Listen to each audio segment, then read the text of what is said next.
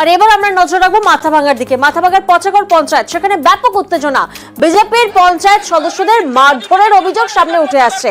যে ছবি আপনারা দেখছেন, মাথাভাঙার পচাগড় পঞ্চায়েত, ব্যাপক উত্তেজনা, পঞ্চায়েত সদস্যদের মারধরের অভিযোগ সামনে উঠে আসছে।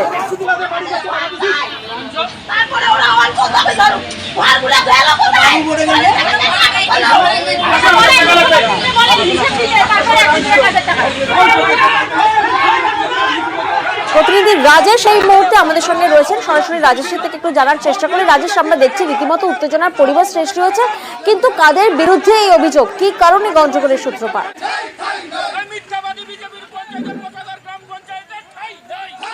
দেখো প্রিয়াঙ্কা, আজ মাথাভাঙা এক ব্লকের পচাগড় গ্রাম পঞ্চায়েতের সাধারণ সভা ছিল। সেই সভাতে অন্যান্য পঞ্চায়েত সদস্যদের সাথে বিজেপির পঞ্চায়েত সদস্যদের আমন্ত্রণ জানানো হয়েছিল। বিজেপির পঞ্চায়েত সদস্য এবং পঞ্চায়েত সমিতির সদস্যরা যখন গ্রাম পঞ্চায়েত অফিসে ঢুকতে যায়, তখন তাদেরকে বাধা দেওয়া হয় এবং তাদেরকে 100 দিনের কাজের টাকা এবং আবাস যোজনার টাকা কেন সাধারণ মানুষ পাচ্ছে না সেই দাবিতে স্লোগান দেওয়া হয়, বিক্ষোভ দেখানো হয়। এই বিষয় নিয়ে বিজেপির পঞ্চায়েত সদস্য এবং সেখানে বিক্ষোভকারীদের সঙ্গে কথা কাটাকাটি হয়। পরবর্তীতে কিন্তু ধস্তাধস্তির ঘটনা ঘটে। বিজেপির অভিযোগ, বিজেপির পঞ্চায়েত সমিতির এক সদস্যকে মারধর করা হয়েছে এবং বিজেপির পঞ্চায়েত সদস্যদের ধাক্কা দিয়ে সেখান থেকে বের করে দেওয়া হয়েছে। এই ঘটনায় কিন্তু ব্যাপক উত্তেজনা ছড়িয়ে পড়ে ঘটনাস্থলে। পুলিশ সেখানে বিজেপির পঞ্চায়েত সদস্যদের সরিয়ে দেয় এবং তারপর কিন্তু কিছুটা উত্তেজনা কমে যায়। তবে তৃণমূলের অভিযোগ যে এই ঘটনায় তৃণমূলের কেউ জড়িত নেই, সাধারণ মানুষ 100 দিনের কাজের টাকা না পেয়ে বিক্ষোভ দেখিয়েছে। অভিযোগ অস্বীকার করেছেন তৃণমূল পঞ্চায়েত সদস্যরা। আমাদের পঞ্চায়েতরা সেখানটায় গেলে পড়ে তারা বাধাপ্রাপ্ত হয়। বাবু বর্মন পঞ্চায়েত সমিতি, তাকে ধরে মারধর করা হয় এবং আমাদের যে পঞ্চায়েত সদস্যরা সেখানে ছিলেন তাদের উপরে ধাক্কাধাক্কি, অকথ্য গালিগালাজ ভাষা, বিভিন্নভাবে অকথ্য ভাষা তাদেরকে অপমান করা হয়। অর্থাৎ গণতন্ত্রকে গলা টিপে হত্যা করার পরিকল্পনা সারা পশ্চিমবাংলা জুড়ে।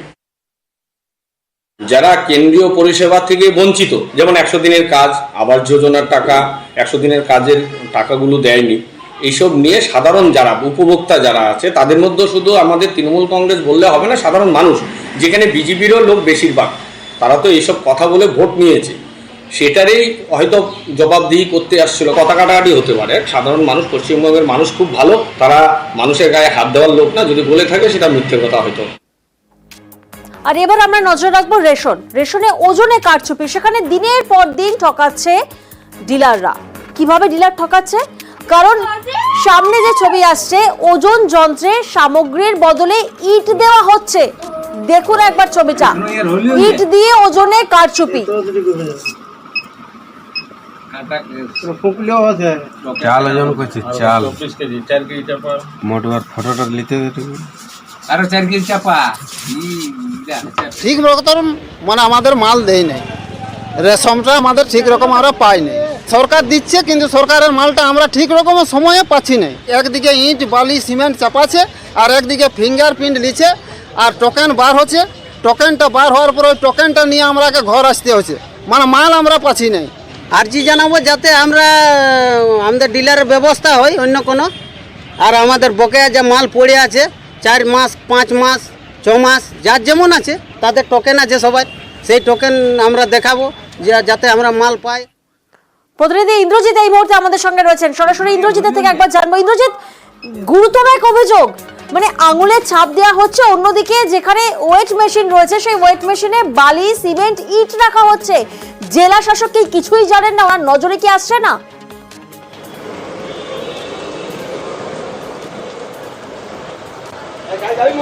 দেখো, একেবারেই বিষয়টি একেবারেই নজরে এসেছে। তার কারণ হচ্ছে এই ঘটনা দীর্ঘদিন ধরে ঘটলেও সম্প্রতি পুরুলিয়ার একেবারেই আরশা ব্লকের সেনামোনা গ্রামের মানুষ তারা রেশন সামগ্রী পাচ্ছে না বলে অভিযোগ জানাতে একেবারেই গ্রামের মানুষ জেলা শাসকের দপ্তরে চলে এসছে।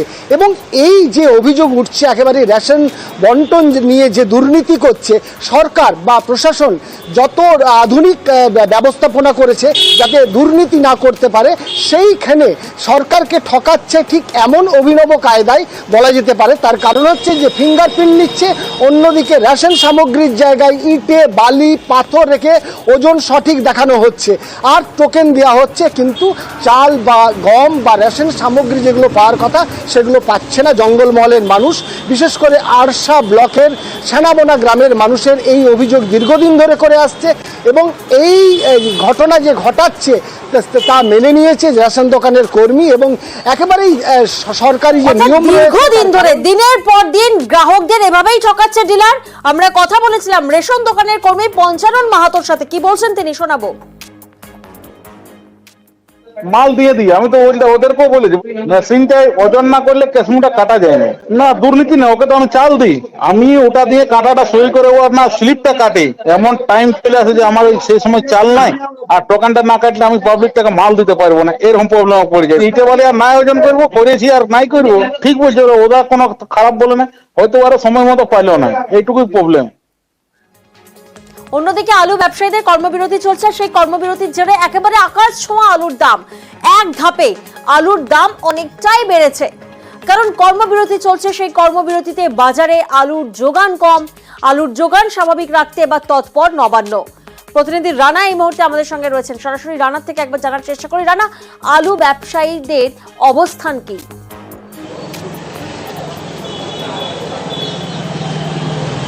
হ্যাঁ দেখো, গত 4 দিন ধরে কিন্তু তোমার পশ্চিমবঙ্গ হচ্ছে প্রগতিশীল আলু ব্যবসায়ী সমিতি তারা কিন্তু যে 4 দিনে কর্মবিরতির ডাক দিয়েছিল, সেখানে কিন্তু দেখা গেল মানে আজকের যে বাজার অর্থাৎ মানে সিঙ্গুর সহ জেলার বিভিন্ন বাজারে কিন্তু প্রায় কেজি 40 টাকা কেজি দাঁড়িয়েছে আলুর দর।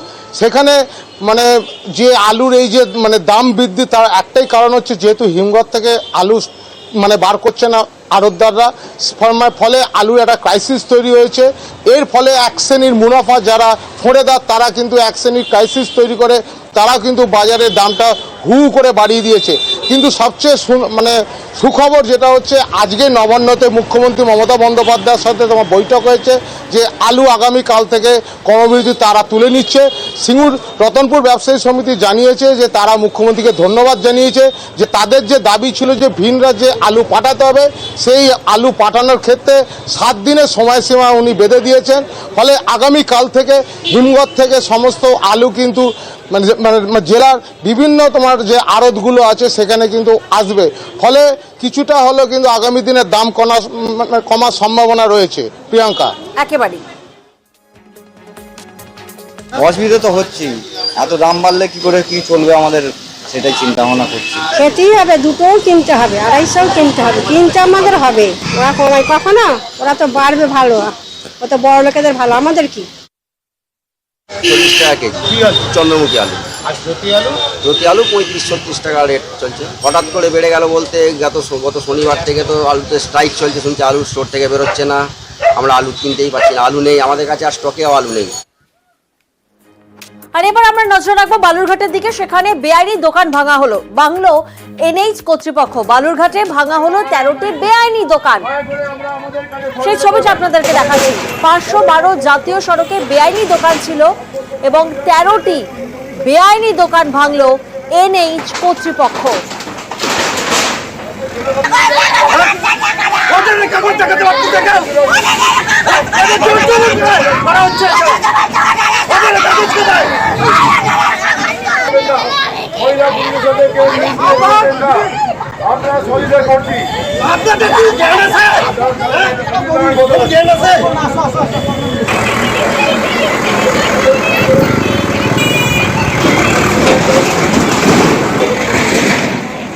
প্রতিনিধি অনুপ এই মুহূর্তে আমাদের সঙ্গে রয়েছেন, সরাসরি অনুপের থেকে একবার জানার চেষ্টা করবো। অনুপ, আমরা দেখলাম 13টি দোকান একেবারে বুলডোজার চালিয়ে ভাঙিয়ে দেওয়া হলো, সেক্ষেত্রে কতদিন ধরে এই দোকান ছিল, কতবার নোটিশ দেওয়া হয়েছিল, ব্যবসায়ীদের কোনো বিকল্প ব্যবস্থা কি জানা যাচ্ছে?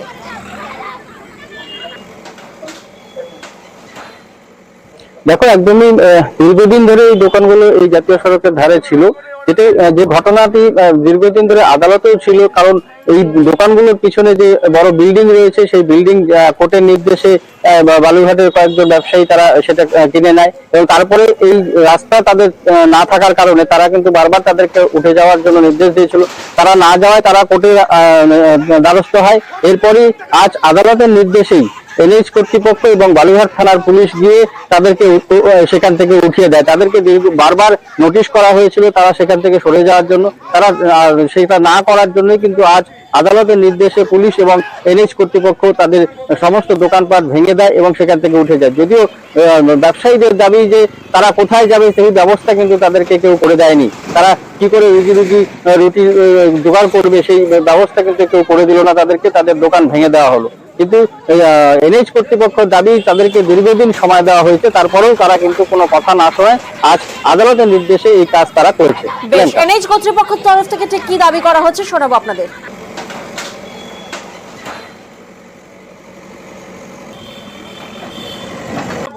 হাইকোর্টের অর্ডারে এনএইচ এর নোটিশ দিয়ে তাদের আমরা 7 দিন সময় দিই যে 7 দিনের মধ্যে তোমরা দোকান সরিয়ে নিবা, অথবা যদি তোমাদের কাছে কোনো ভ্যালিড পেপারস থাকে তাহলে উইদিন 2 ডেজ আমার অফিসে এসে আমার সাথে যোগাযোগ করবা এবং পেপার জমা দেবা। সেই 2 দিনের মধ্যে তারা কেউ আসেনি, আগামী 7 দিনের মধ্যেও তারা ভাঙেনি। হাইকোর্ট যা রায় দিয়েছে সেই অনুযায়ী আমি কাজ করতে এসেছি। আমরা পিডব্লিউ জায়গায় করছি কাজ, চায়ের দোকান করে খাচ্ছি, সবাই পিডব্লিউ জায়গায় হাজার হাজার দাদা দিদিরা করে খাচ্ছে, কোনো অবজেকশন নাই। কিছুদিন আগে ট্যাঙ্ক মোড়ে যেটা হয়েছিল, রাস্তা থেকে 15 ফিট জায়গা সরাতে বলছিল, আমরা 50 ফিট জায়গায় আছি দূরে, দেখেন ডিস্টেন্স দেখেন। আজকে আমার যদি সকাল হবে আমার মেয়ে বলবে মা খেতে দাও, আমার দোকান উঠে গেলে আমি খাওয়াতে পারবো না। মুর্শিদাবাদের শামশেরগঞ্জ, সেখানে গঙ্গা ভাঙনে বারবার ক্ষতিগ্রস্ত হয় সেখানকার এলাকাবাসী এবং একের পর এক সেই ছবি সামনে আসে, ঘরছাড়া হন সেখানকার স্থানীয়রা। ভাঙনের কবলে প্রতাপগঞ্জের লোহরপুর গ্রাম, মাঠের বাঁধ সংলগ্ন এলাকায় ফাটল ধরে, গঙ্গার জলে তলিয়ে গেছে জমি, ভাঙনে ক্ষতিগ্রস্ত 30টিরও বেশি পরিবার। মুর্শিদাবাদের শামশেরগঞ্জের ছবিটা আপনারা দেখছেন, প্রতিনিধি প্রণব এই মুহূর্তে আমাদের সঙ্গে রয়েছেন। প্রণবের থেকে সরাসরি একবার জানার চেষ্টা করি। প্রণব, বারবার তো একই ছবি সামনে আসে, ভাঙনে ক্ষতিগ্রস্ত হন এবং একের পর এক পরিবার তারা কিন্তু ক্ষতিগ্রস্ত হন, ঘর ছাড়া হন, চিন্তায় থাকেন। প্রশাসনের তরফ থেকে ঠিক কি ব্যবস্থা নেওয়া হচ্ছে? দেখো, প্রশাসনের পক্ষ থেকে এই গত 4 বছর ধরে এই শামশেরগঞ্জের বিভিন্ন এলাকায় ভাঙন হচ্ছে এবং গতকাল রাত থেকে তোমার প্রতাপগঞ্জের যে লোহরপুর গ্রাম রয়েছে সেখানে কিন্তু আবার ভাঙন শুরু হয় এবং তারপরে প্রায় 30টি বাড়ি তারা কিন্তু নিজেদের বাড়ি তারা কিন্তু ভেঙে ভেঙে সরিয়ে নিয়ে যাচ্ছে এবং প্রায় 50 মিটার গঙ্গা গর্ভে তলিয়ে গেছে। এবং এলাকার মানুষের দাবি যে যেমন করে হোক পার্মানেন্ট সলিউশনটা যেন করা হয়, ভাঙন রোধের কাজ করা হয়। কিন্তু গত বছর থেকে রাজ্য সরকারের পক্ষ থেকে তোমার বালির বস্তা ফেলা হয়েছিল, কিন্তু সেই যে বালির বস্তা ফেলা হয়েছে তা গঙ্গার জলস্তর বৃদ্ধি পাওয়ার সঙ্গে সঙ্গে আবার কিন্তু এবছর কিন্তু ভাঙন শুরু হয়েছে বিভিন্ন এলাকাতে এবং তার ফলে কিন্তু তাদের যে নিজস্ব যে বাড়ি সেই বাড়িগুলো কিন্তু তলিয়ে যাচ্ছে এবং সামান্য কিছু পাবার আশাতেই আজকে সকালবেলা থেকে লোহারপুরে প্রায় 30খানা বাড়ি তারা কিন্তু নিজেরাই ভেঙে নিয়ে অন্যত্র সরিয়ে নিয়ে যাচ্ছে। এবং এলাকার মানুষের দাবি কেন্দ্র সরকার এবং রাজ্য সরকার যাতে ঠিক মতনভাবে যাতে ভাঙন রোধের কাজটা করে তার কিন্তু দাবি জানিয়ে আসছে, কিন্তু কোনোভাবেই কোনো কাজ হচ্ছে না এবং সেই কারণে কিন্তু তারা দাবি জানাচ্ছে যে অন্তত পক্ষে ভাঙন রোধের কাজ যদি ঠিক মতন না হয় তাহলে কিন্তু এই শামশেরগঞ্জের বিভিন্ন গ্রাম যেভাবে প্রতিদিন ক্ষতিগ্রস্ত হচ্ছে, ভাঙন গর্ভে তলিয়ে যাচ্ছে, আগামী দিনে কিন্তু এই শামশেরগঞ্জ ব্লকটা পুরোটাই কিন্তু গঙ্গা গর্ভে তলিয়ে যাবে। তাই একটাই দাবি যে কেন্দ্রীয় সরকার এবং রাজ্য সরকার যৌথভাবে বসে এই সমস্যার সমাধান করুক। একেবারে প্রণব, এই জায়গায় আরো একটি বিষয় তোমার থেকে জানার চেষ্টা করবো যে 30টি পরিবার ক্ষতিগ্রস্ত হয়েছে, তাদের থাকার কোনো বিকল্প ব্যবস্থা কোথায় তারা থাকছেন এখন?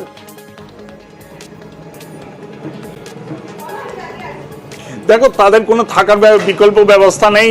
যে প্রাইমারি বিদ্যালয় রয়েছে সেখানে প্রায় 100টি পরিবার আশ্রয় নিয়ে রয়েছে, আবার এই 30টি পরিবার সেখানে গিয়েই কিন্তু মাথা গোজার আশ্রয় নিচ্ছে। তাদের যেহেতু অন্যত্র কোনো জায়গা নেই, খোলা আকাশের নিচে কেউ কেউ কিন্তু প্রাইমারি স্কুল যে বিদ্যালয় রয়েছে সেখানে গিয়েই কিন্তু তারা আশ্রয় নিয়েছে। যদিও রাজ্য সরকারের পক্ষ থেকে পুনর্বাসন দেওয়ার প্রতিশ্রুতি দেওয়া হয়েছে, কিন্তু সেটা কবে দেওয়া হবে সেটাই কিন্তু এখন বলার অপেক্ষা রাখে না আর কি। একেবারেই সন্ধ্যা 7টা থেকে ভাঙছে। কতগুলো বাড়ি আপনারা সরাচ্ছেন এখান থেকে? এখান থেকে আমরা মোটামুটি 6-7 ঘর আছি, প্রায় 7 ঘর মতো। প্রত্যেকের বাড়ি ভাঙছে? প্রত্যেকেরই, সবারই যা আছে সবাই টানছে, একটা জানের ভয় আছে তো সবারই। এভাবে নদী কাটছে, একদম 1 কিলোমিটার 1.5 কিলোমিটার দূরে নদী ছিল, সে নদী আস্তে আস্তে আস্তে আস্তে একদম বাড়ির পাজরে চলে এসছে। কাল সন্ধ্যে 7টা থেকে ভাঙছে, এখন অবধি শুধু মেম্বার এসছে, বাকি কেউ আসেনি। এখানে কোনো প্রশাসন নেই, কারো কোনো সুরক্ষা নেই এখানে।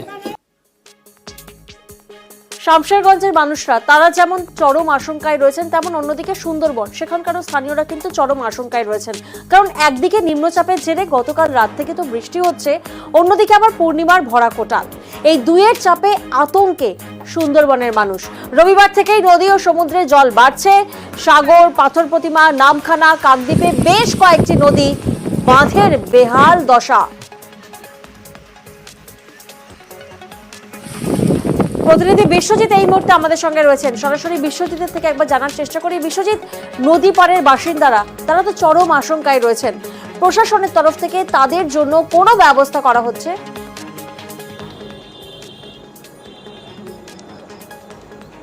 হ্যাঁ দেখো, প্রশাসনের তরফ থেকে এই মুহূর্তে ব্যবস্থা বলতে এখনো পর্যন্ত কোনো জায়গায় বাঁধ উঠছে জল বা বাঁধ ভাঙনের কিন্তু খবর নেই। সেক্ষেত্রে প্রশাসন কিন্তু এই সমস্ত যে কাঁচা মাটির বাঁধ রয়েছে সেইগুলো কিন্তু নজরদারি চালানো হয়েছে।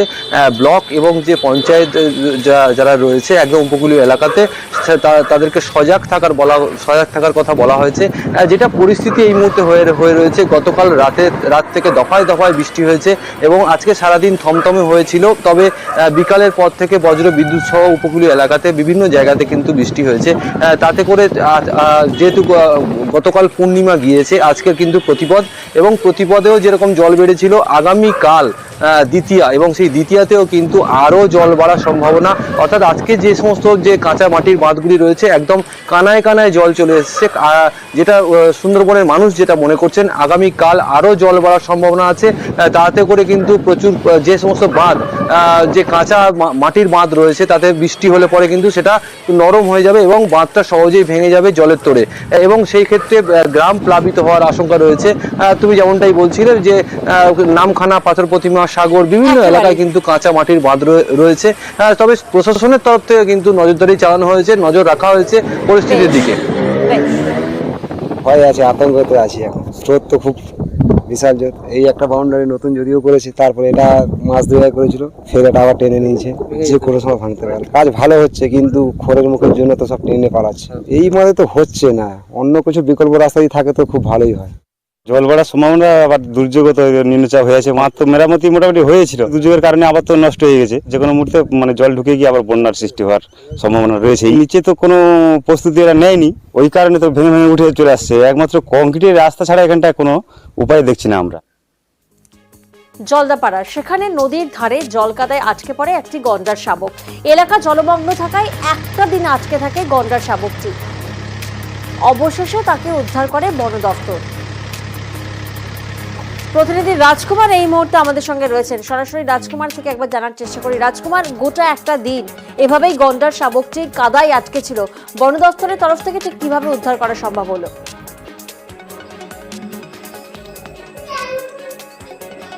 দেখো প্রিয়াঙ্কা, অত্যন্ত প্রচেষ্টা চালিয়ে কিন্তু বন দপ্তরের পক্ষ থেকে এই গন্ডারটিকে জলকাদার থেকে উদ্ধার করা হয়।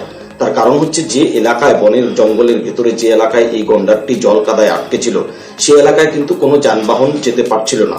এই যে গন্ডার শাবক, যার বয়স 3 থেকে 4 বছর, কিন্তু এই গন্ডার শাবকের ওজন প্রায় 700 কেজি বলে জানিয়েছে বন দপ্তর।